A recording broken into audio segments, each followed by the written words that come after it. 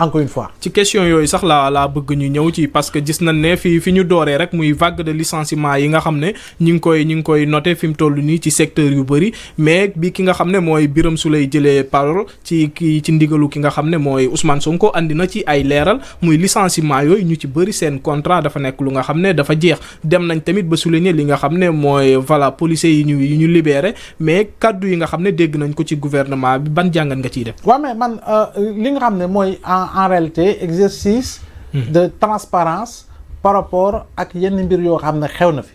parce que boo demee ba Assemblée nationale. ñu poser la question gouvernement bi tu es tenu de donner les éléments de réponse. éléments de réponse yoo xam ne nag dafay vérifiable. te jàpp naa ni lu ñu joxe ci élément de réponse c'est vérifiable. lu tax moo ko surtout si wàllu liggéey bi. ki jiite rassemblement des travailleurs du Sénégal. moom wax na ni oui am na ay CDI. wax na ko on attend de voir. mais wax na le gros de la troupe ay CDD la. CDD waay. mais nag CDD mooy contrat à durée déterminée. maanaam dañoo jógee angle B. waaye app bi angle C la yem. kon boog bu ñu yegee angle C.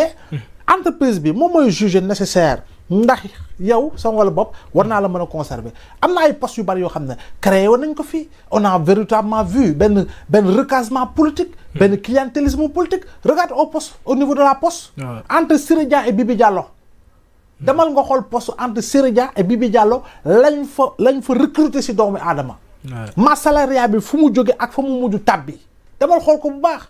à un moment donné même le Fonds monétaire international avait tapé du poing sur la table sous le régime du président Macky Sall parce que l'État du Sénégal était obligé par moment d'injecter véritablement de perfuser ki nga xam ne moo di la poste. C'est combien d'entreprises yow imagine nga ñu ne la dans une entreprise on interpelle quelqu'un qui a un CDD ñu ne ko quelle est ta fonction mu ne la je suis l'assistante de l'assistante.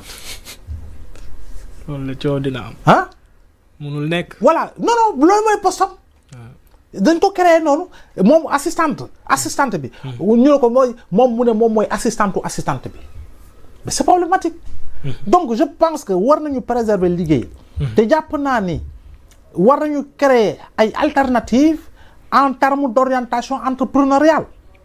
si li nga xam ne effectivement war na mën a ubbi buntu surtout par rapport au lancement des coopératives par exemple. coopératives waay. et ces coopératives intelligentes. si li nga xam ne mooy tëggin wi ak contenant buñ ko jox. jàpp naa nag yooyu yëpp nag war nañ ko joyante xalaat lu ñëw si wàllu policier yi. oui dëgg. foofu toll waxoon naa ko fi ne mais loolu warta jur coow. tu sais pourquoi parce que bañ leen di recruter. sous l'ancien régime da leen ñeenti at leen signé. 4 ans xëy na ñoom ñoo jëloon ay engagement ndax wax ak ñoom. ne leen dugg leen rek 4 ans bu jeexee dañ leen di renouveler. ben non et si ñooñu ñi war a ministre bi wax na ko ñu mën a dem defi concours bi. dugg régulièrement dans la police mais Ousmane ñu dem dugg régulièrement dans la police. mais ku ñu dit que le fameux numéro 9 là. nekkul si bokk si recrutement yooyu. ci recrutement yooyu. parce que Sonko moom nee na recrutement politique. am na non si policier adjoint. volontaire. avant on parlait que d'auxiliaire de police te auxiliaire de police boo ko xasee ba ne amul app duñ la ne dans 3 ans dans 4 ans déedéet amul app. alors que policier volontaire policier adjoint volontaire dafa am app. du mën a ñëpp parce que ils ont suivi une formation ñu si bari xam naa ni yoonu jub bi lañu nekkee. mais si am na si yoo xam ne jàpp nga ni am na service rendu peut-être pour xam ne. si lañ leen reverser. pour dugal leen amaan na ñu war a mën a sol uniforme pour échapper à certaines choses. mais il faut quand même qu'il y ait une enquête assez exhaustive. yaa ngi dégg bu leer transparente yaa ngi dégg inclusive également pour ñu war a mën a déterminer véritablement lan nekk ci biir ak lu nekk ci biir yeneen entreprises yi ñu xool itam quelle solution alternative dans le domaine de l'entrepreneuriat de financement lié à l'entrepreneuriat pour véritablement ñu créer xëy na loo xam ne ñu bari daañu ci mën a dugg war see mën a gis seen bopp.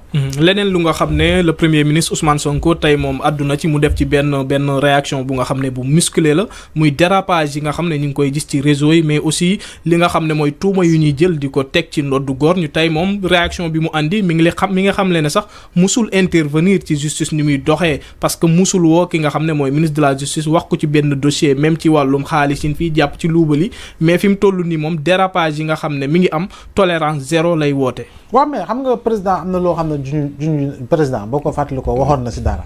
ne dañuy daje sax conseil des ministres président interpellé ko. waaw mu ne ko yàlla xam na ni wala yëguma ko sax ba si xam dara. xaw ma sax ku ngay wax nii wala keneen interpellé président bi tontu ko la même chose. donc loolu man jàpp naa ni loolu moo fi nekk parce que pour man autorité. fa mu toll ci kaw. doo xool benn kenn kuy wax si réseaux sociaux yi wala nangam ne kii daf maa sonal xaama de woolu pour ñu jëli ko pour man amul benn sens en réalité. amul benn sens mais gis nga démocratie. lu ñu naan démocratie waruñu ko déggee doole. la démocratie elle est encadrée. il y a des lois et des règlements. Umar si mbedd bi doone mbedd bu lu neex def.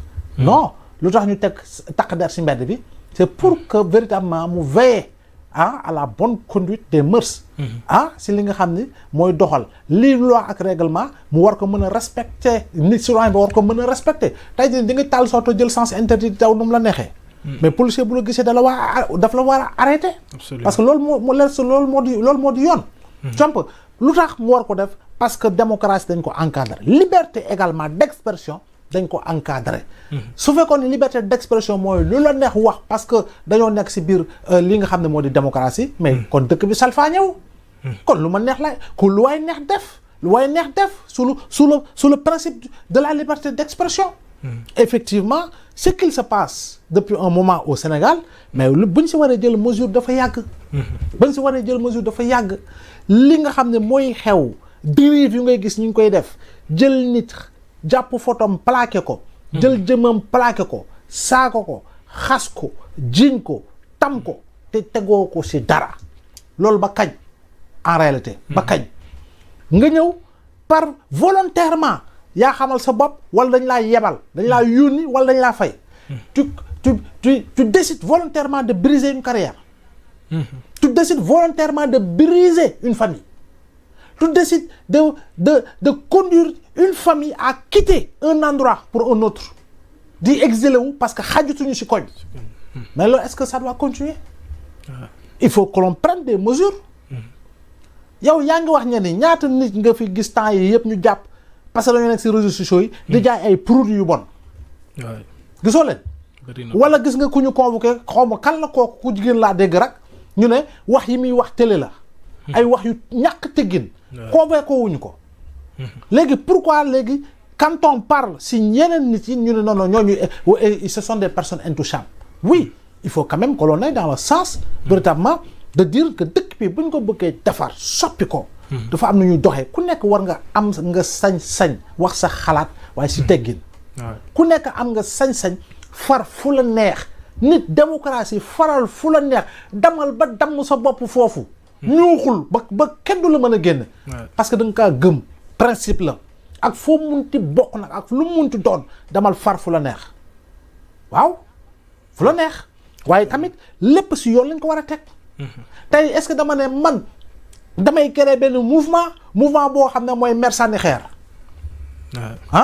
ma ne damay créer mouvement tudde ko mouvement mer sànni xeer te sànni xeer bi mooy waxuma la dans le sens de sànni xeer si wax waaye sànni xeer for ay kama ay xeer di tim nit yi di leen ko dóor ak oto yi di ko toj mais su boobaa duñ ma si seraan balaay police ak gendarme sax di intervenir citoyen ñooy njëkk fajal seen bopp mettre ma takk ma yóbbu ma fi nga xamoo di police ak gendarme donc je pense que il faut quand même que ñu respecter suñu bopp guney Ndar guney Kaolack guney Louga guney Dakar ñoo ci yem nous sommes tous éduqués ci ay valeurs guney Touba guney Tivaouane guney Yoff guney Medina Baye yaa guney Ndiassane ñu ñëpp ñoo ci yem dañu tàggat ci ay valeurs wala déet dañu tàggat ci ay valeurs léegi lu tax ñu bëgg def la promotion des contre-valeurs et des anti-valeurs lu tax ñu bëgg def la nit yow naka sax ngay mën a taxawee toog ci ay réseau wala télé ngay wax yu gën a bon ci doomu aadama sa waa kër di la seetaan war a dee musiba nit war na am lu mu jomb ka am na lu mu war a jomb sa waa koñ di la gis war nga wax am na loo jombale ngay bàqoon ni kër gi laa bokk wala kër gi laa bokk wala jàngu bi laa bokk ñooñu fa bokk di ay kilifa ay kilifa yu am solo yu am dayo di la seetaan ngay wax yooyu non c'est normal war nga jombale sa bopp lu bari kon. mais le premier ministre Ousmane Sonko moom jàpp na ne ñii di def lii ci réseau yi wala boog ci télé yi dafa am ñu làqatu seen ginnaaw peut-être mën nañ jàpp ne opposition bi la ñoo leen di financer. ñàkku ci nañ ñëw wane seen bopp bu jàkkaarloo ak ñoom. non ñàkku ci. ñàkku ci du ma ne ñëpp mais ñàkku ci amaana. amaana ñàkku ci. et je pense que.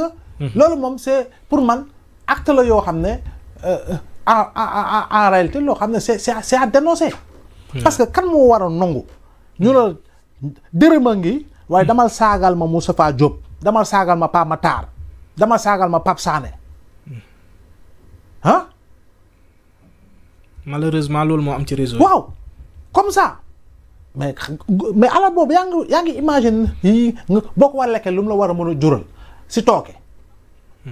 dañu waxante dëgg je pense que aujourd'hui nit ku ne dafa am si looy yëngu. si la ngay yëngu si ngay dàqee sa wërsëg. waaye tamit mu respecter principe sacro-saint si wàllu éthique ak wàllu déontologie. am nooy doxee am nooy gisee am nooy waxee. Seydina Omar tey jii nii. ana damay wax lu ma neex ay damay def lu ma neex.